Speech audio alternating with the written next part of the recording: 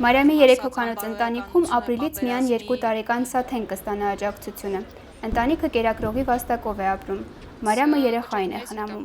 Մեր բնակարանի վարձը 180,000 դրամ է եւ այդ մեզ հասանելիք 150,000 դրամին ավելացնում ենք 30,000 եւ դրանով վճարում բնակվարձ։ Այս վիճակում են գտնվում մեր հազարավոր քաղաքացիներ եւ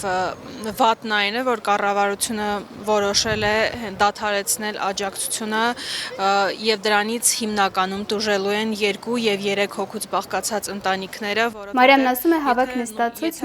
ֆլեշմոբ ու նորից հավաք են կազմակերպել կառավարության շենքի դիմաց։ Արցախցիների իրավունքների պաշտպանությամբ զբաղվող խորհրդի ներկայացուցիչներին հրավիրել են փոխվարչապետի հետ հանդիպման, քննարկելու իրենց պահանջները։ Մարիամն ասում է, դրանցից 4-ի կատարումը պարտադիր է։ Արցախցիները հույսով են մտել կառավարական կաբինետ։ Հիմնական պահանջները մենք առաջինը դրել ենք հավաքական վերադարձը դեպի Արցախ, գերիների վերադարձը դեպի Հայաստանի Հանրապետություն։ Մյուսը 40+10 այդ աջակցությունն է, որ շարունակվի մինչև այն ժամանակ, մինչև քաղաքացիները կարողանան ձեռ բերել եւ իրացնել իրենց սերտիֆիկատները եւ բնակարանային խնդիրն է, որը 21 կետով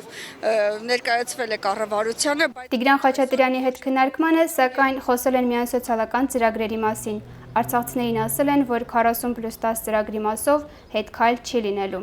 Օրեր առաջ, երբ Ազատության հրապարակը դեռ չէր լցվել հազարավոր արցախցիներով, ազգային ժողովի շենքում սոցիալնախարարը դրամական աջակցության այս ծրագիրը արհեստական խոչընդոտ համարեց բնակարանային ապահովման ծրագրի լիարժեք իրականացման համար։ Մենք չենք կարող անընդհատ զուգահեռ երկարաժամկետ բնակապահովության ծրագիր մշակենք իրականացնել եւ ասենք, որ շարունակ դուք պետք է ստանաք նույն 50,000 դրամը եւ այդ 50,000 դրամով շարունակ ձեր վարձավճարին ուղղեք։ Նա հիշեցրեց 400-ից ավել համայնքների ցանկի մասին, որտեղ արցախցիները կարող են տուն ձեռք բերել։ Մարիամը սակայն պնդում է, այդ ծրագիրը խնդրահարույց է։ Ծանոթ եմ այդ ցանկին, որը հիմնականում սահմանային շրջանն է ընդգրկում եւ ինձ թվում է պարզապես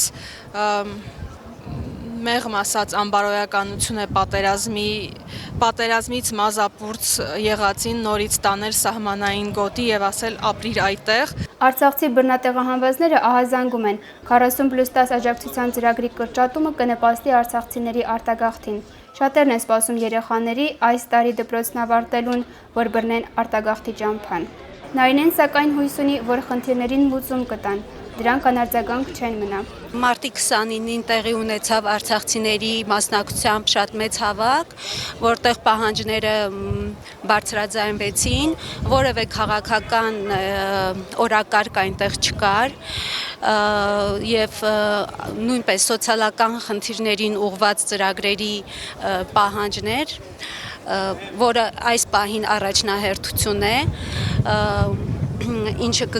կկանխի նաև արտագաղթը։ Արցախցիների հույսերը սակայն չարդարացան։ Կառավարությունը դրական չարձագանքեց ու չբավարարեց նրանց պահանջները։ Գործադիրը մի առաջարկ ուներ միայն. կարող են քննարկել բնակապահովման ծրագիրը եւ այդ նպատակով ձևավորել փորձագիտական խմբեր։ Սայդա Պողոսյանը ասում է, իրենք էլ չեն նահանջելու։ Միջև երեխան չի լացում, մայրը չի կերակրում։ Այս դեպքում, եթե մենք ավելի վճռական, մեր պահանջներում ավելի հստակ դիրքորոշում ենք հայտնել ու ավելի կոշտ քայլերի ենք գնալու միանշանակ, եթե իրենք